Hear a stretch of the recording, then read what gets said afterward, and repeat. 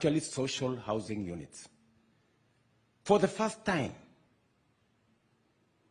a mama mboga or a boda boda or an ordinary Kenyan can own a house in a social housing program because they can pay 2,500, 3,000 every month and end up owning that house.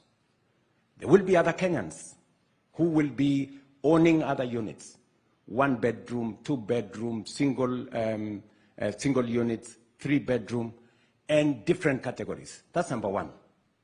Number two, we are also using that housing program to make sure that we reduce on the cost of mortgage. Now, a teacher, for example, can have a mortgage at 9%.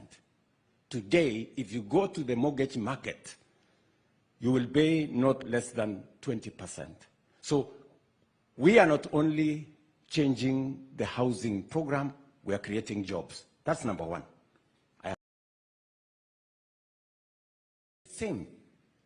People who are monetizing their talent, people who are earning money on the digital space. And I have been to many parts of Kenya and witnessed many young people in Kenya who today, courtesy of our ICT hubs, they are monetizing their talent, they are working online. Some of them are students. In fact, very interestingly, I went to one school in one college somewhere in Nandi, and I met a gentleman called Brian. And Brian told me, you know, Mr. President, I work for an AI company in Germany. Mind you, Brian has never been to Nairobi, and he doesn't even have a passport. But he works for an AI company in Germany. He makes money.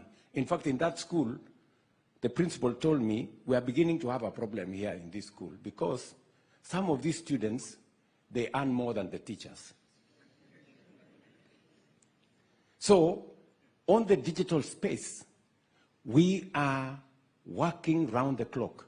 And I have told members of parliament, they need, and I want to ask citizens to demand from our members of parliament that the program we have on ICT hubs, there should be an ICT hub in every ward. We can connect millions of young people to jobs on the digital space, to e-commerce on the digital space, because what government is going to do, members of parliament are going to build the ICT hubs, the government of Kenya is going to deliver internet, the government of Kenya is going to deliver trainers, we are going to deliver computers. It is up to the young people of Kenya to monetize their knowledge, their talent, their expertise, and grow their incomes. That is program number 2. That is going on as I talk to you.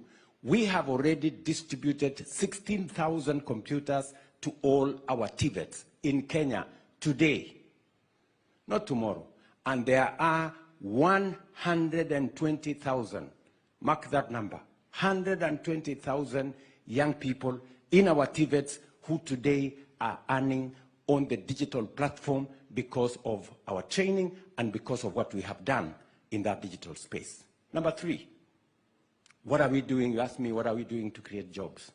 Number 3, we have a big program with the Ministry of Labor. In fact, I was today with my Principal Secretary for Labor, Shadrach Madime. I don't know whether he's anywhere in this auditorium, he's somewhere else. Shadrach Madime was with me today. I have changed the management of NEA, National Employment Authority, so that we can tap into opportunities to work outside Kenya. What are we doing in that space? I have negotiated many opportunities. Many people have been asking me, Mr. President, why are you traveling? Yeah? And I want to use this opportunity to answer them. I have been traveling to make sure that I connect Kenyans to jobs, both in country and outside country. We are signing 19 bilateral labor agreements with different countries. In fact, we just concluded one with Germany. So that what happens? So that some of our talented young people, because this is what other countries like Philippines have done. When you have good quality labor, you can use it to drive our economy. In fact, remittances from Kenyans, very hardworking Kenyans outside Kenya, is all the way to about $4 billion. So that is the space we want to use, because Kenyans have good education, they speak good English, they are self-motivated, they need less supervision. Any company anywhere in the world will want to hire a Kenyan. And therefore, we must use it because it is the asset that we have. And that is what I have been doing to try and connect Kenyans to jobs outside Kenya. I said today, for example, that those opportunities are available. In fact, if you go to the Ministry of Labor website, there are approximately 400,000 jobs as I talk to you today. Different types of jobs. And that's why I was saying today, some of those jobs, like the ones for nurses, for example. I was in Saudi Arabia the other day. They want 2,500 nurses. We are unable to meet that quota. And Saudi Arabia pays even for tickets. You don't have to pay any ticket, you just need to be qualified. And there are other countries we are negotiating so that we can get opportunities for Kenyans to work, not just in Kenya, but outside Kenya. Number 4, you asked me, what am I doing to create jobs? Number 4, we must begin to manufacture things, products that can be manufactured in Kenya instead of importing everything from everywhere. There was a time we were importing toothpicks, imagine. Yeah? And there are people who want to tell us we must continue importing things and products. I made a decision that anything that we have the manufacturing capacity in Kenya, any product that we have manufacturing capacity in Kenya, we must begin to apply duty so that we stop products from other countries and build our own manufacturing capacity, hire our own young people, use our own raw materials, build our own wealth.